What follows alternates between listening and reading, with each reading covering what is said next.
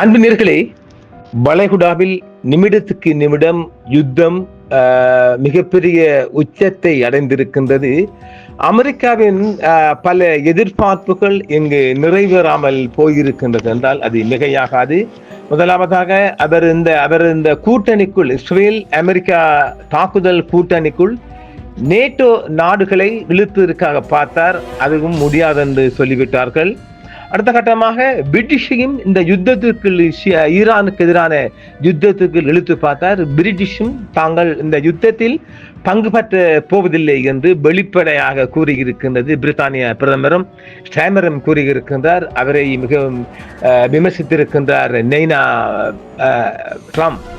இப்பொழுதோ ஈரானுக்கு எதிராக அமெரிக்கா ஆஸ்திரேலிய இராணுவ நடவடிக்கையை நேட்டோவின் ரூட் பாராட்டுகிறார். ஆனால் அந்த கூட்டணியில் நாங்கள் ஈடுபட மாட்டோம் என்று நேட்டோ கூட்டணியின் செயலாளர் பிரசல்ஸில் இருந்து NATO secretary general Mark Rutte தெரிவித்திருக்கின்றார். ஈரானுக்கு எதிரான அமெரிக்கா மற்றும் ஆஸ்திரேலிய இராணுவ நடவடிக்கையை பாராட்டிய அதேவேளை இது அணுசக்தி மற்றும் பாலிஸ்டிக் ஏவுகணை திறனை பெறும் தெஹ்ரானின் திறனை குறைப்பதாக கூறினார். ஆனால் நேட்டோவை இதில் ஈடுபடாது என்றும் நாங்கள் இதில் இன்வால்வ் ஆக மாட்டோம் என்றும் திட்ட தெளிவாக அவர்கள் சொல்லிவிட்டார்கள். அது அமெரிக்க நேனாவுக்கு மிகப்பெரிய ஒரு ஏமாற்றமாக அதை நாம் பார்க்கலாம். அவர் எதிர்பார்த்தது வேறு, இங்கே நடப்பதும் நடந்து கொண்டிருப்பதும் வேறு.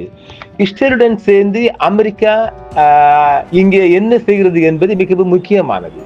ஏனென்றால் அது அணுசக்தி திறனை பெறுவதற்கான ஈரானின் திறனை, பாலிஸ்டிக் ஏவுகணை திறனை குறைத்து வருகிறது என்று அவர் பிரசல்ஸில் ஜெர்மனியின் ஒரு ஊடக பேட்டிக்கு தெரிவித்திருக்கின்றார்.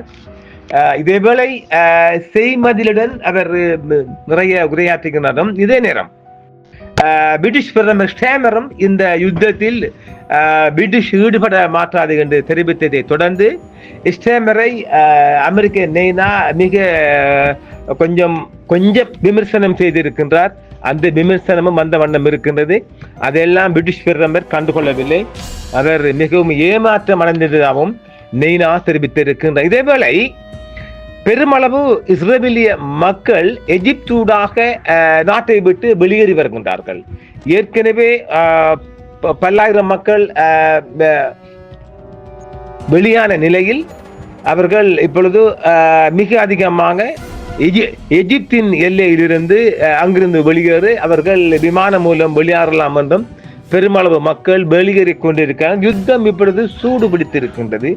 யுத்தம் குறைந்த பாடில்லை. யுத்தம் எல்லா வகையிலும் தாக்குதல்கள் மிக அதிகமாக அதிகரித்திருக்கின்றது. இரண்டு அணியும் சொல்லுகின்றார்கள். இதேவேளை பிரிட்டிஷ் இஸ்ரேல் சொல்லுகின்றது, நாங்கள் இவங்களின் ஈரானின் மிக அதிகமான அதாவது ஏவுகணை தளங்களையும் அவர்களது வான்வெளி ஏர் டிஃபென்ஸ் சிஸ்டம் முற்றுமுழுதாக அளித்திருக்கு சொல்லுகின்றார்கள். அதற்கான செய்தி தற்போது கசிந்த வண்ணம் வருகின்றது. மிக அதிகமான பாதிப்பு ஈரான் பக்கம் இருப்பது உண்மைதான். நாம் ஏற்கனவே சொல்ல இருக்கின்றோம், பில்டிங் ஸ்ட்ராங் தான், பேஸ்மெண்ட் ஸ்ட்ராங் இல்லை என்று. இது ஒரு நியாயமான கதையாக பார்க்கலாம். பில்டிங் ஸ்ட்ராங் தான், பேஸ்மெண்ட் ஸ்ட்ராங் இல்லை என்றால் நாம் ஏற்கனவே சொல்லி இருக்கின்றோம். அங்கு ஒற்றர்கள் மிக அதிகமாக தகவல்கள் கொடுத்த வண்ணம் இருக்கின்றார்கள், டார்கெட் செய்யப்படுகின்றார்கள். ஈரானின் அடுத்த தலைவர்கள் டார்கெட் செய்யப்படுகின்றார்கள். அவர்கள் இருக்கும் இடங்களை அறிந்தால் மீண்டும் இந்த B2 குண்டுகளை போட்டால் மிஞ்சுவது கடினம், தப்புவதும் கடினம் என்றுதான் நாம் அதையும் பார்க்கலாம். இப்பொழுது அமெரிக்கா ஒரு மாதம் 4 வாரம் அல்லது ஒரு மாதம் என்று சொன்னாலும் கூட அந்த அளவுக்கு இது முடியும் யுத்தமாக பார்க்கவில்லை. இது தான் நாம் நேற்றே நாம் சொல்லி இருக்கின்றோம்.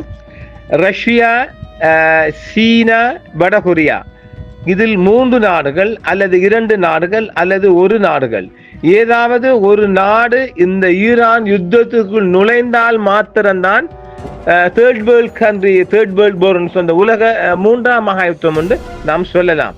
அதை விட்டு சும்மா வந்த மாதிரி ஈரானும் ஹிஸ்புல்லாவும் ஹமாஸும் சேர்ந்து வருவதால் இது எந்த ஒரு வகையிலும் மூன்றாம் உலக யுத்தத்தை நோக்கிய பிரயாணம் அல்ல, அது பயணம் அல்ல. எனவே இது ஈரான் தனித்து நிற்கின்றது. இப்பொழுது ரஷ்யா இதற்குள் வருவதற்கான எந்த வாய்ப்பும் இல்லை என்று நாம் அதிகமாக பார்க்கலாம். ஏனெனில் ஏற்கனவே அவர்கள் யுக்ரைனில் இருக்கின்ற நிலைமையில் இங்கும் போய் அவர்கள் தனியாக மூக்கை நுழைப்பதை விட இதில் சீனாவும் சேர்ந்து கொண்டால், இது இரண்டு நாடுகளும் சேர்ந்து கொண்டால் மாத்திரம்தான் இது சாத்தியமாகும்.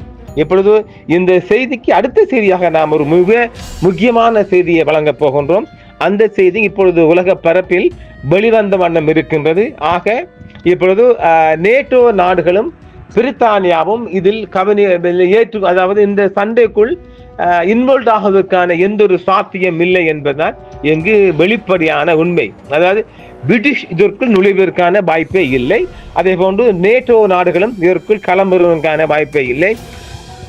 அடியோ சாவோ, யுத்தமோ சண்டையோ, இஸ்ரேல் அண்ணன் தம்பி இரண்டு பேருமே அடிபட்டு சாகணும், இரண்டால் ஜெயித்துக் கொள்ளுங்கள் என்ற மாதிரி தான் நேட்டோ நாடுகளும் வழுகிவிட்டது. அப்ப இது நெய்னாவின் மிகப்பெரிய ஒரு எதிர்பார்ப்பு இங்கு உடைக்கப்பட்டிருக்கின்றது. இந்த சண்டையில் அவர் தனித்து நின்று முடியுமானால் ஜெயித்துக் கொள்ள வேண்டியார் அல்லது தோத்துக் கொள்ள வேண்டியார். அடுத்த ஒரு காணொளி சந்திப்பு மீண்டும் மற்றும் ஒரு காணொளி சந்திப்பு. என்றும் உங்களுடன் சன்ரைஸ் இந்தியா டிவி சப்ஸ்கிரைப் பண்ணுங்கள், பெல் பட்டனையும் கிளிக் செய்யுங்கள். உங்கள் ஆதரவே எங்கள் சேவை. ஆதரவு தாருங்கள், அரவணைப்போம். மறக்காம சர்ப்ரைஸ் பண்ணுங்க. தேங்க்யூ.